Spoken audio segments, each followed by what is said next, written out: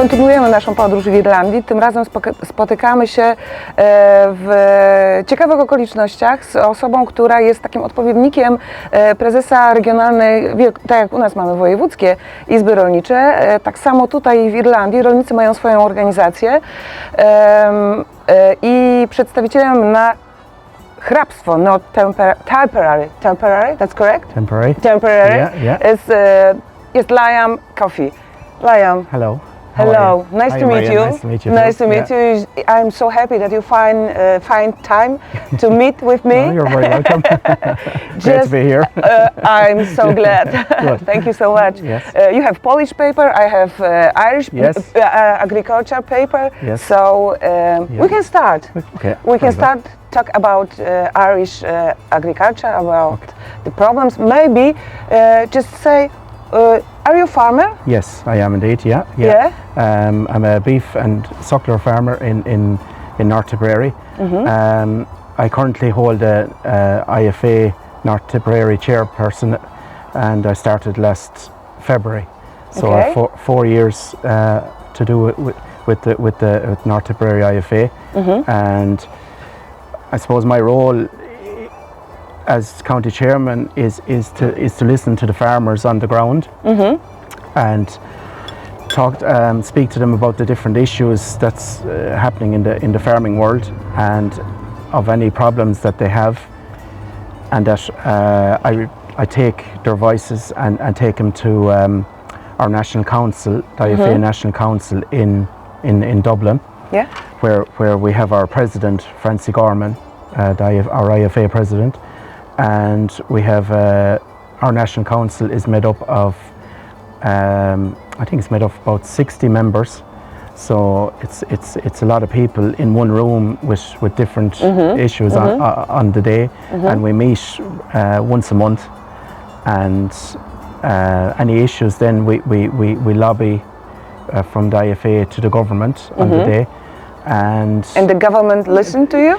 Government, not always, yeah. The same in Poland. Yes, and I suppose the other side of things, we have a voice in Europe, in the European Union, and we're able to liaise with the MEPs in Europe, and we have a good guy over in our offices in Europe called Liam Coffey, who's a very good guy. So you have also voice in Brussels? Yes, we have indeed, yes. And that's actually very important, because it's able to take our issues a bit further, because I suppose a lot of the policy is made in Europe, and if we have an issue with some of the policies over there, at least we can speak to them and voice our concern. That what do you think? It's a strong voice? Yeah, I think so. Yeah, I think we have a very strong voice in Europe, and our president is actually the vice president of Copa-Cogeca, which is the farming branch of the European Union, and he's liaising with all the other presidents of their farming organisations in Europe.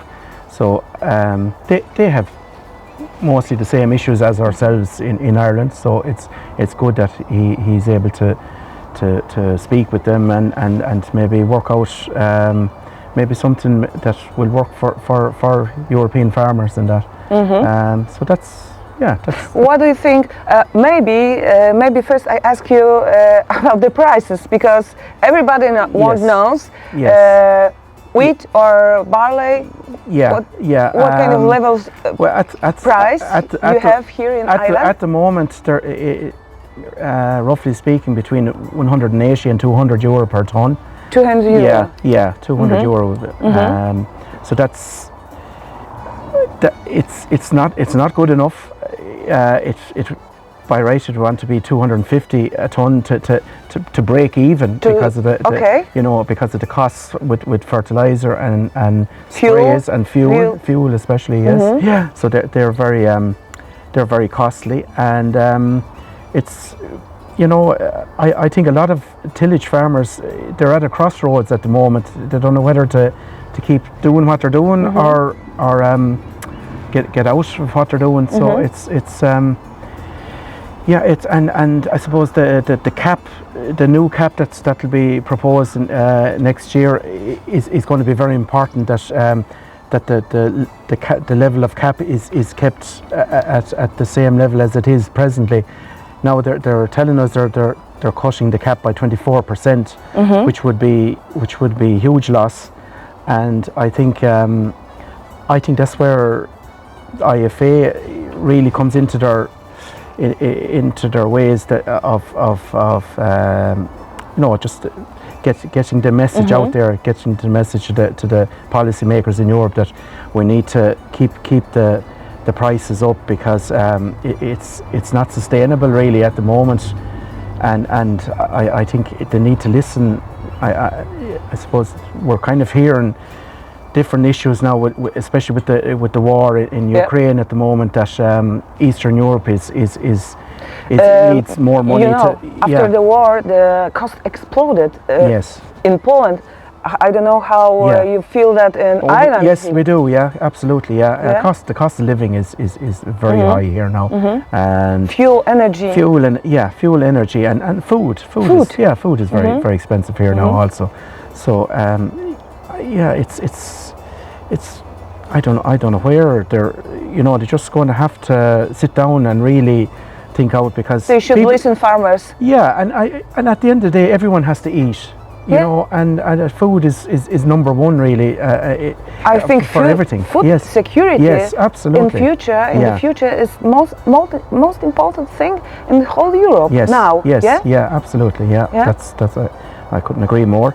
And it's just about sitting down around the table and discussing about the prices and keeping, I suppose, trying to keep more money in farmers' pockets to keep them alive and keep the farmers going, because we have this thing at the moment called generational renewal, where we're trying to get our younger people into the farming sector, and it's proving difficult.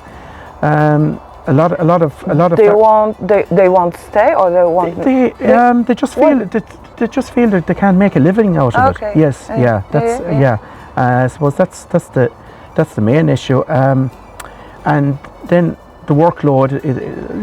As you know, farming it's 24/7 in most cases, especially in dairy and that. But and labour then is a huge one too. It's very hard to get labour, even for the younger Irish people now, to work on farms. It's very difficult, and I know some farms locally here now. They have people coming in from Nepal and Argentina and Brazil. It's unbelievable. So here in Ireland, you have so many dairy farms. Yes. They need workers. Yes, that's right. Yes, okay. Since 2015, the expansion of dairy farms has just skyrocketed.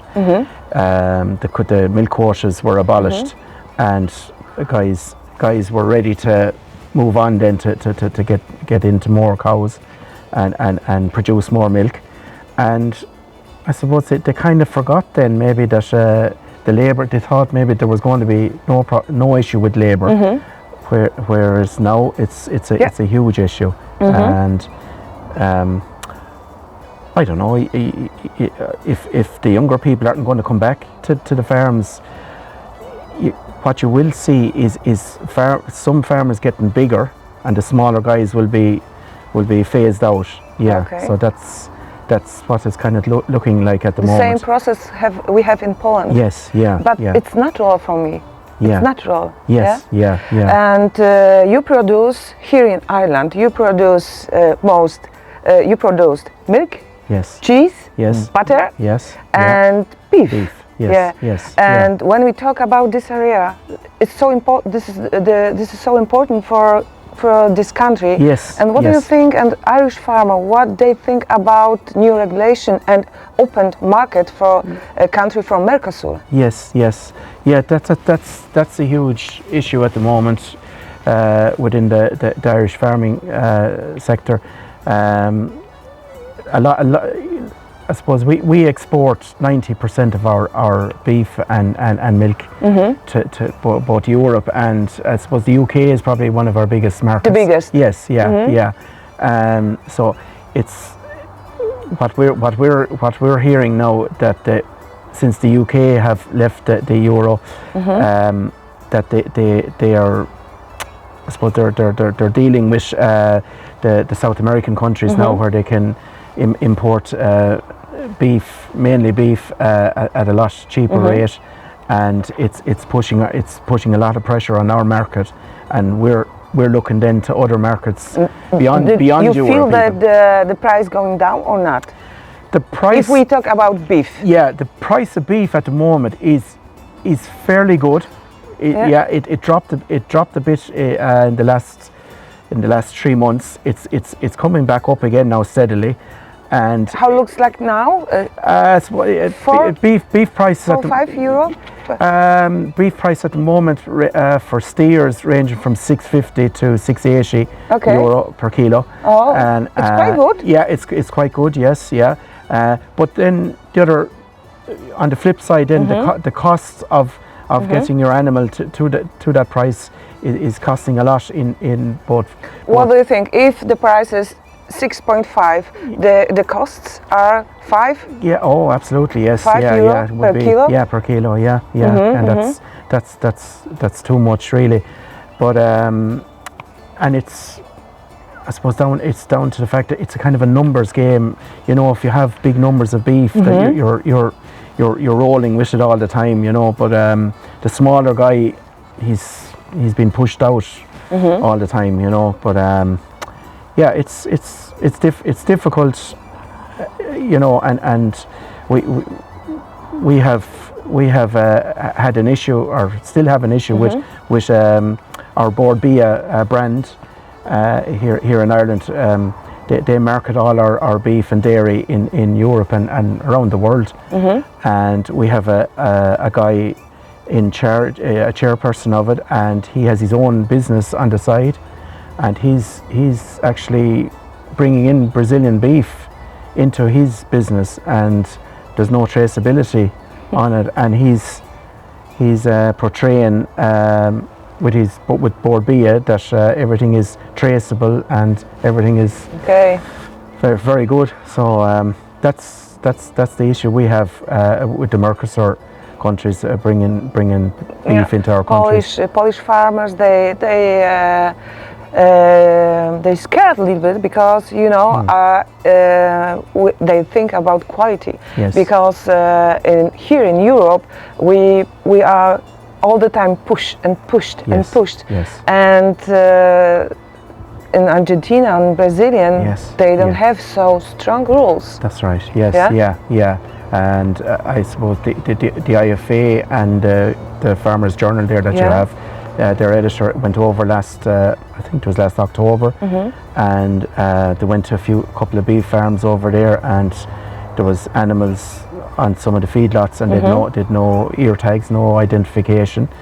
They were able to go into some of the veterinary practices, and they were able to buy medicine over the counter, and they're not farming in Brazil, so or Argentina. So it just doesn't make sense. What do you think?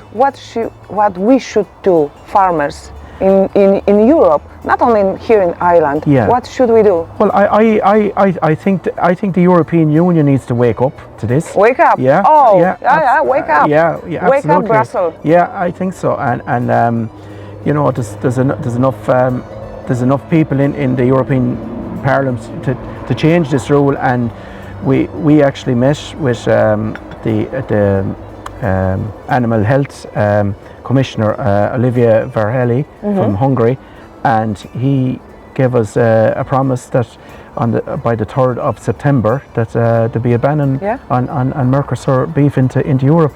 So that was very positive from our meeting with him in June, and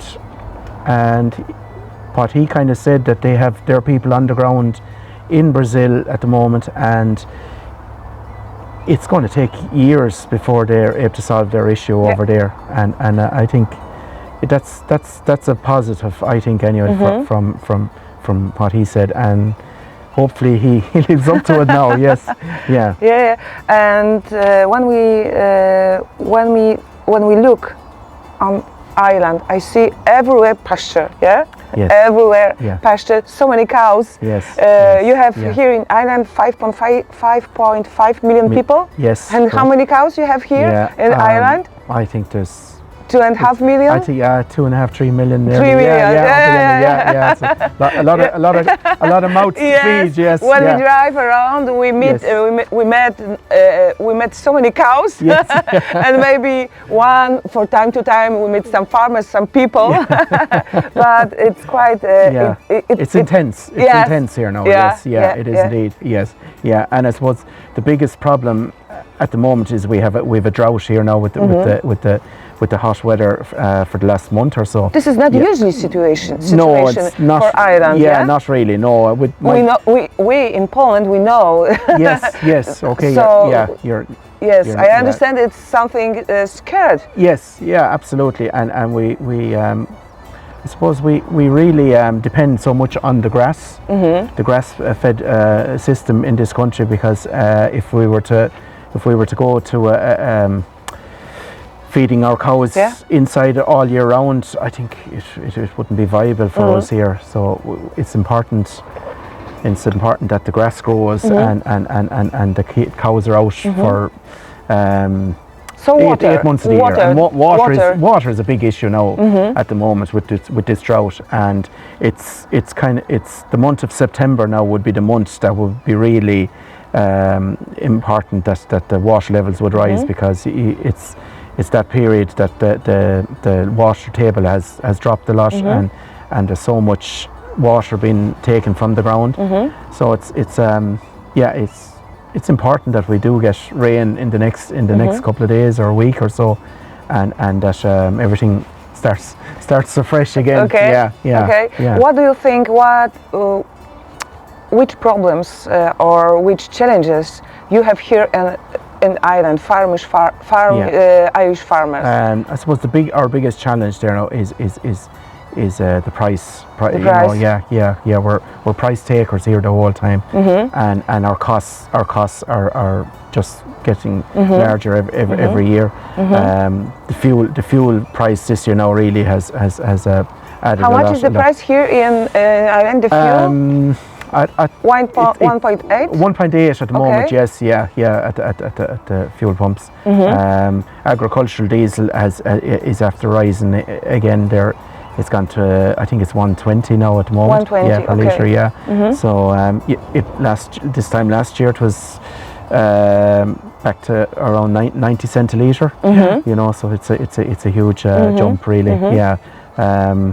Now the other side of it is that the government do take a lot of taxes out of the fuel, so that's a big that's a big issue. If that wasn't as prevalent, it would the price would be down a bit more. But then you have, as I say, of the war in Iran, and you have the war in Ukraine, and that seems to be hiking up the price of fuel, because we don't have fuel in this country. We have to import all our fuel, and that's I suppose that's a bugbear with us, that we don't have that on the side. But so it is. Yeah, it is challenge. It's challenging. Yeah, the next couple of years are going to be challenging, and And you know, your organization speak with your government. Yes.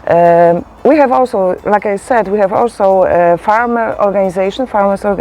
Yes. But I know that government, they maybe listen, but you know, it's very. It's not easy to speak with people from government. Yes. How it looks like here in Ireland? Yes, it's difficult. I would say it is difficult, and really the IFA have a good relationship with the government, because the government often come back and ask the IFA about maybe different legislation that they're bringing, and the IFA will have their opinion on it, and sometimes the government will agree with them, and more times they won't.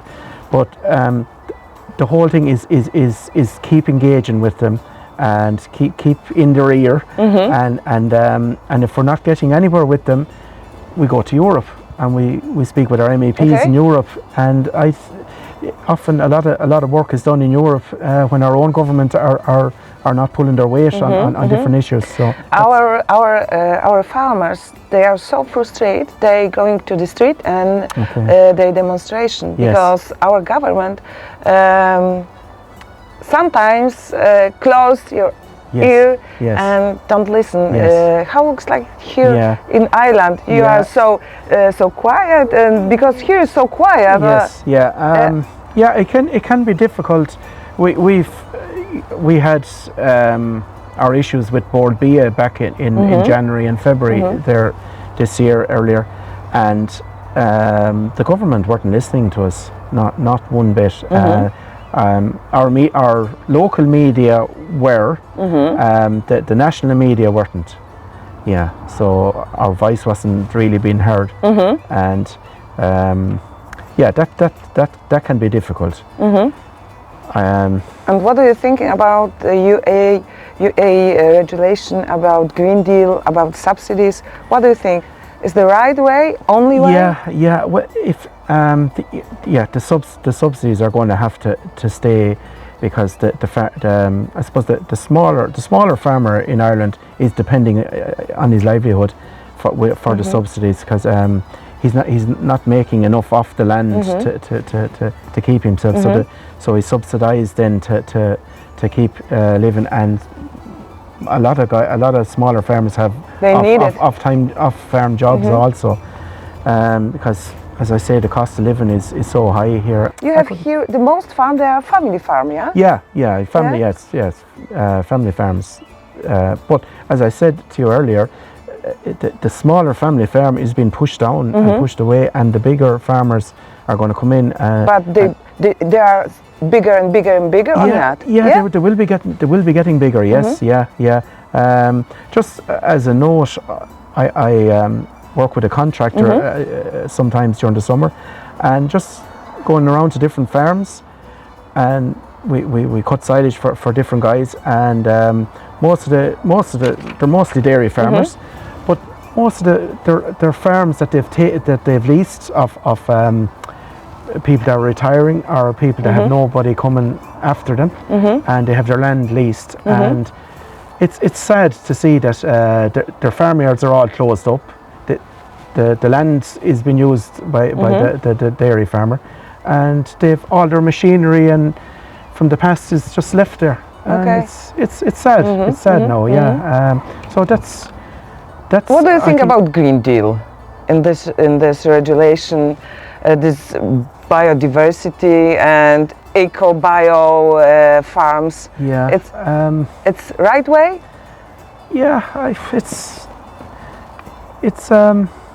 You have bio farms here in Ireland?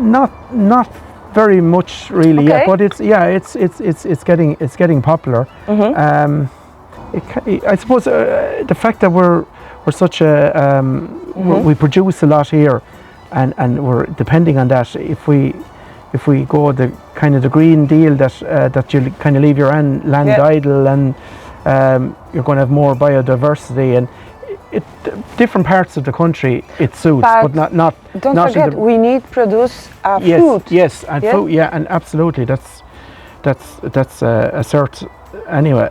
But biodiversity probably suits in different counties that aren't very aren't producing much. So different parts. The west of Ireland now is kind of more suited to that. But I think for counties that are producing a lot of food now, that we need to keep that alive. Yeah. And our farmers in Poland, they don't like bureaucracy, because subsidies are right, but the bureaucracy is ugly. Yeah, absolutely. Yeah, and and we're very good here at taking it on. Only papers, Yeah. only papers, and more papers. Yes, yeah, more paperwork. All the yes, time, yeah, okay. yeah. I suppose we're very lucky in this country. Our wives are very good at the paperwork. The same in Poland. So they take some pressure off us. Yeah. Yeah. What do you want to say to Polish farmers? Keep doing what you're doing. I think, and everyone Don't give up. Everyone has a voice, and I think it's very important that we make our voice known in Europe. And if we have to go out on the streets, and if we have to stop up the towns or the cities and voice our concerns, I think the people in living in the cities will understand, and I suppose really to educate our urban people that their food is coming from the farm, and I think that's very important that we have that voice, and that we need unity on that really. So I think keep at it and keep plugging away, as they say here in Ireland. Okay. So I wish you all the best. Thank you very much. And I wish you good prices. Yes.